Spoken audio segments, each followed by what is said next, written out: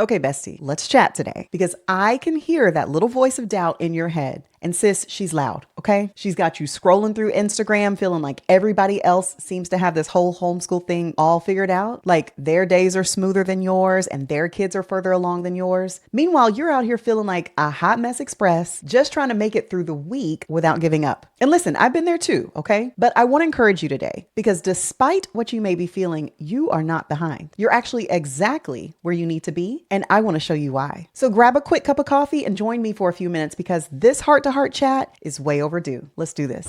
If we haven't met before, I'm Elon Page. I'm a homeschool mom of two, and I help families reimagine education in a way that gives your family freedom. And listen, I want to call all my fellow homeschool moms to the front. I want all of you guys who have ever felt like they're falling a little bit short, like you're not doing enough, or like you're not doing it right because your homeschool journey doesn't seem to look like everybody else's. Because I can assure you that this feeling of we're behind, it can creep in at any stage of homeschooling, even if you've been at this for a while. And so today I want to help you release that weight on your shoulders so that you can see homeschool for what it really is. And that's a journey that's unfolding right on time. So let me share with you 4 truths that you can hold on to when that self-doubt starts to creep in. Let's get started. Okay, so the first truth is that there's no behind in personalized learning. And this one has certainly haunted me a time or two. Even as recently as a year ago, I just felt like things were not clicking with me teaching my girls math. And so I was scared to death that they were getting further and further behind. So the second semester of that school year, I looked for a math class on OutSchool. It's a virtual K through 12 class platform.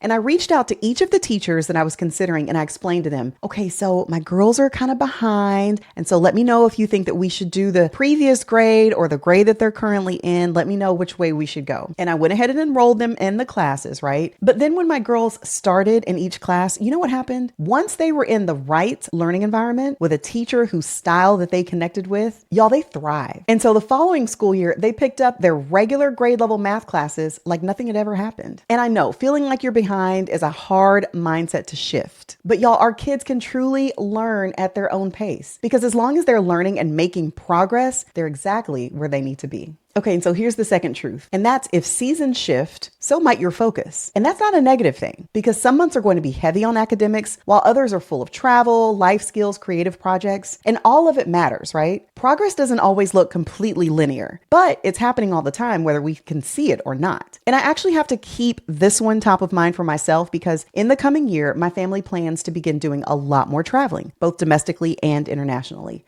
And I'm already reminding myself that there are going to be times when our learning is more experiential than book learning. And that matters too, especially if we're in another country. Because I can remember when I studied abroad back in undergrad, so much learning takes place when you're all of a sudden immersed in a new language, in a new culture, all of the things. It's almost like being a baby again because you're literally absorbing everything in the world around you every single day. So as my family embarks on these kinds of experiences, I know that I'll need to pull back on the book work so that I don't overwhelm my kids or myself. But that's the beauty of homeschooling though. You get to honor the season that you're in and you get to recognize that all kinds of learning counts. Now, this third truth is one that I've struggled with too, and that's that comparison is the thief of confidence. And let me tell you what I mean. So I personally know and follow online quite a few teachers who now homeschool their kids. And I'll be honest with you, it gives me a serious case of imposter syndrome because when I see them like at our co-op, I think to myself, man, her kids are so lucky to have her as their teacher. My poor kids just get me. And then the ones that I follow online, I sometimes catch myself thinking, if they ever were to see my content, they'd be like, this chick has no idea what she's talking about. And then I've even had a few teachers in my coaching programs. And I'm so scared that one day they're going to be like, Elon, that's the dumbest thing we have ever heard. We can't teach our kids like that. Because seriously, in my mind, teachers are the ones who instinctively know how to homeschool because they have the degrees and the training and the years of classroom experience. Meanwhile, I'm just over here with my coffee and my spreadsheets, just trying to do my very best to make it all make sense. So sometimes I really do have to take a step back and remember that I do know what I'm talking about. Not because I have a teaching degree, but because I found what works for my family. And I've helped do so for the family families that I coach too. I've lived this, y'all, and that counts for something. And so it's no different for our teacher friends and for you, because your value as a homeschool parent does not come from credentials. It comes from the connection that you have with your kids, the consistent effort that you put into them, and your commitment to homeschooling. Because at the end of the day, we're all just homeschool moms who are out here leading our families to the best of our ability. And that powerful truth should give you a tremendous amount of confidence. And then here's the last truth. Bestie, your timing is right on time. Because sometimes progress might look slow, but every bit of the work that you're doing with your kiddos, you're laying a solid foundation. So for a long time, I worried that my girls should be further along in their writing. I love to write, and so I felt like they should be good writers too. And what was happening is that in some of our online classes, my girls take classes with kids from all over the world.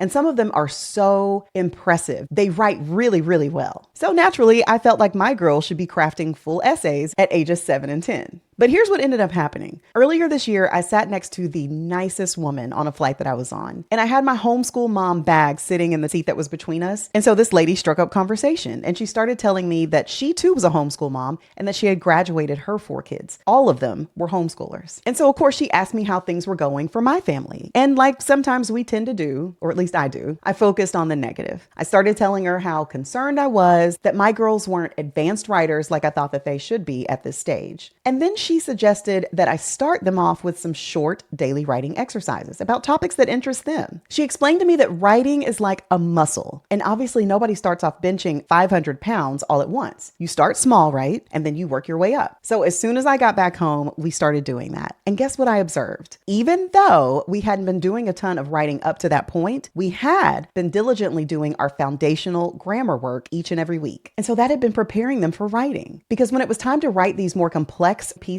my girls were ready. Not because we had started off with the most complex thing, but because we had been building toward it all along. So don't panic if you're not seeing things happen when you think that they should. Whether that's reading, writing, multiplying, whatever it might be. Because the diligent, consistent work that you're doing with your kids on a daily basis is preparing them each step of the way. So one of my favorite lines in the musical Hamilton is when Aaron Burr says, "I'm not falling behind or running late. I'm not standing still. I'm lying in wait." And so I want you to channel your inner Burr, because nothing about the work that you're doing with your kids is late. Bestie, you are right on time. So listen, if you're hearing this and you're thinking to yourself, yes, that is me. That is so me. I feel behind with this whole homeschool thing and I don't really know how to get out of my own way. I don't want you to worry. I would actually love to help you. I want you to book a free discovery call with me so that we can talk through where you are now. I want to help you take whatever's feeling heavy or off track, and I want to help you find a clearer, more confident path forward. Because you don't have to have it all figured out alone. Sometimes all it takes is a fresh set of eyes and a plan that fits your family. I'll be sure to put the link in the description below. So let your reminder for this week be this: you are not behind. As a homeschool mom, you're building something lasting and meaningful in a way that's true to your family. So that's it for today. I want you to make sure that you subscribe and keep tuning in for support in your homeschool journey. And don't forget, learning never ever stops. And homeschool is a beautiful way to live that out. I'll see you in the next one.